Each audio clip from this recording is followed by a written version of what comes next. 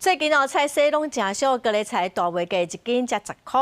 农粮署是表示讲，这几天有冷气团菜市较慢较收成，供应量会变较少寡。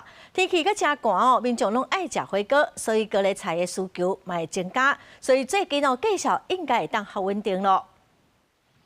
规区的高丽菜逐粒拢大佮水，即阵当是高丽菜大出的季节。目前市场挂价伫10块左右，因为价格伤低，中华农民规气伫网络画规箱咧卖，想讲价减摊，一箱20公斤，敢若卖200块尔尔。嘛有在门路的民众是直接到田里买。现在现采的很好吃，可以多买一点，趁现在新鲜便宜啊。 即马就是价小伤俗啊，嘿，就是一定爱找一寡通路，让价格可以再往上。 莫讲规个拢安尼了钱安尼，有多稳会使甲伊送到厝，嘿，伊嘛免去饲啊费，我就甲你送到厝安尼。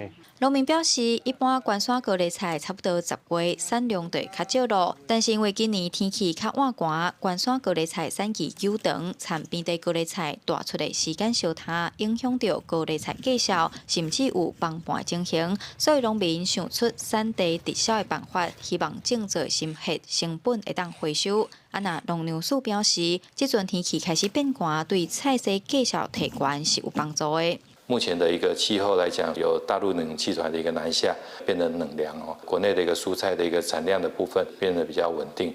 那在市场的一个交易的量跟价格的部分，也有一个比较趋缓的一个情形。